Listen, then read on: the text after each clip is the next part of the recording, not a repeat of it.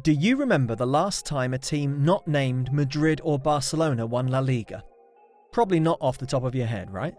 You'd have to go back almost 2 decades from now to the year when Valencia won the league in 03-04. That was a big deal because they'd won it in 01-02 as well, so it was a really good spell for them. Go back in time a couple of years before that and you'll be even more surprised to hear that Deportivo La Coruña won La Liga in the 1999-2000 season. Yes, that Deportivo, the one currently playing in the Segunda División B. A lot can change in 20 years, can't it? Anyway, back to that 1999-2000 season. Deportivo were coming off the back of a 6th place finish in the league under manager Javier Irureta. Not a bad season at all by the club's standards at the time, but it was hardly something to throw the top of the bus open and celebrate across town for either. Maybe a bit more context though. Before Javier Irureta was appointed as manager in 1998, Deportivo had finished in a disappointing 12th position under previous manager Jose Corral. Corral was only allowed to lead the team for that year before being replaced by Irureta.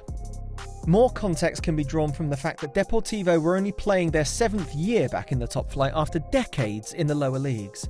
When the overall situation is put into that kind of context, then perhaps the 6th place finish in Irureta's first season was a thing to be proud of. It's very interesting how he didn't even arrive with a particularly outstanding CV, but achieved such a huge feat. He'd been with Deportivo's rivals Celta Vigo in the past, but his biggest achievement there was another 6th place finish in the league. Hardly trophy-winning material at first glance. The highest profile signing that Irureta made when he joined Deportivo was Stefan Ziani from Lens for €5 million. Ziani was crucial to the 6th place finish that year, and he contributed 6 goals from defensive midfield to finish the season as the club's 2nd highest goalscorer. Crucially, Irureta held on to the core of the squad that had become so adjusted to playing with each other for the 99-2000 season. Ziani did leave the club after strong interest from Bordeaux, but the rest of the key players on the team stayed together. A couple of new signings in Roy Mackay and Victor Sanchez were deemed enough for the next step of progress that the squad needed. Both cost a combined fee of €16.2 million, and they were extremely crucial to the club's title win. Mackay led the club's goal-scoring charts with 22 goals in 36 games, and Sanchez also contributed 4 goals in the league that year, most notably scoring against Real Madrid in the 5-2 rout. Speaking of routs, Deportivo had a few of them that year. They hit the ground running with a 4-1 home win against Alaves in the first game of the season, repeated the feat against Malaga 7 weeks later, beat Sevilla 5-2 on Matchday 12, humiliated Real Madrid 5-2 on Matchday 23, and beat relegation candidates Atletico Madrid 4-1 on Matchday 32. For most of the games played that year, Irureta adopted a 4-3-3 or 4-2-3-1, with Roy Mackay as the lead attacker. That 5-2 drubbing of Real Madrid was a brilliant show of the 4-2-3-1 in full flow, and it was certainly the most entertaining game of the season for the club's supporters. That game was undoubtedly a huge one for the club, but perhaps the most important game of the season was already played in the early stages. What's more, there was no way for the players to know at the time just how important the game would prove to be come the end of the season. It was the home game against Barcelona on Matchday 10. A brace from Roy Mackay in the first 15 minutes of the first half was enough to hold on to a 2-1 win, despite a Rivaldo goal that brought nerves in the 66th minute. If Deportivo had lost that game and the rest of the season had played out the same way, they would have lost the league to Barcelona by 1 devastating point. It's probably worth mentioning that Deportivo did not particularly show the form of champions that year, and their title win also had a lot to do with the poor form of the regular big boys of the league. They lost 11 games and drew 6 out of 38, dropping a whopping 45 points along the way. Yet, they still managed to finish 5 points ahead of second-place Barcelona. Lucky Ducks? Maybe just a little bit.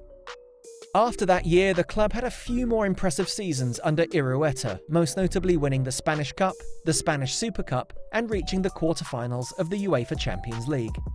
Sadly, the rot of terrible administration and bad governance from the club's owners led to a seriously damaging decline at Coruña. And the club soon found itself back in the Segunda División with a heavily depleted squad and financial problems. Club president Tino Fernandez faced the bulk of the backlash about the events surrounding the club's decline. He was blamed for a disjointed approach to appointing managers and the terrible management of the club's resources. By all indications, those accusations were justified. Fernandes has since been replaced and a couple of people have functioned in the role of club president since then, but the club continues to suffer from the terrible decisions that were made in the past. Deportivo La Coruña's future as a top-tier team looks truly bleak, but if they can manage to make steady progress under good management and ownership, maybe the journey back to the top is not impossible. It would certainly be very nice to see. There's something about an underdog story that tugs on the heartstrings of a true football fan. The license to dream, the thrill of the journey, and the taste of unexpected success. We know you love these stories too, so we've stacked them in one place for you. The book, Soccer's One-Hit Wonders. Relive all the drama, plot twists, and incredible events from some of the game's most memorable underdog league title wins. Check out the link in the description below.